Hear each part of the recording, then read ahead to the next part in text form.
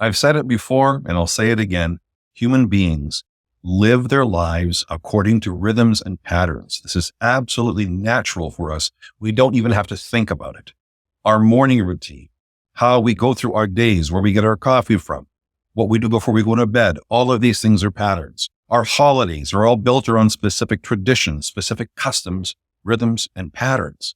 And so it should come as no surprise to us that when we worship God, we do it according to rhythms and patterns. And it does not matter if you are a traditional church like the Orthodox Church that has a very structured liturgy, or if you're a non-denominational Protestant group that does things in a free-flowing way.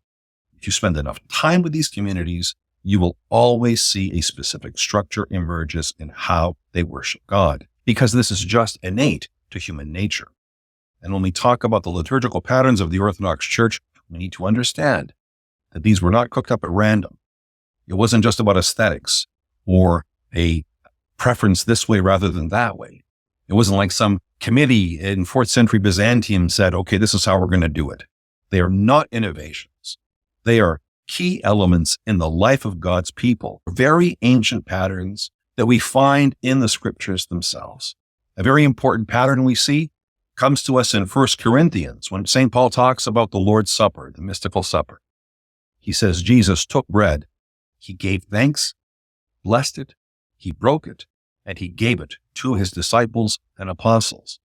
And anytime we see Christ presiding over a meal in the Gospels, they frame it in the same pattern.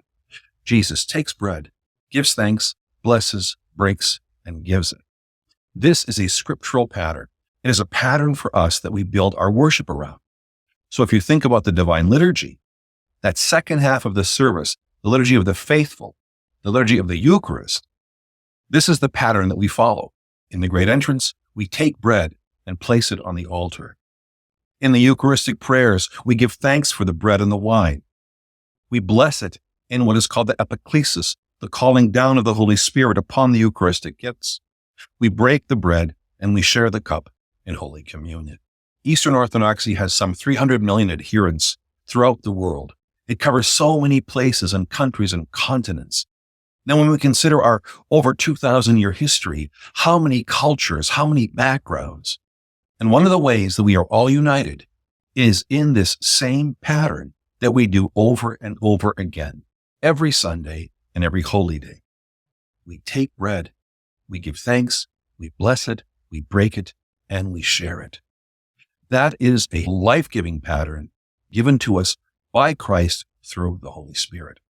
And when you see so many people across the generations from so many parts of the world doing the same thing, embracing its value, understanding its life-giving nature, that's a very good indicator.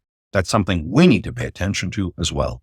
As we hear in the liturgy, let us attend, because the holy things are for the holy people of God.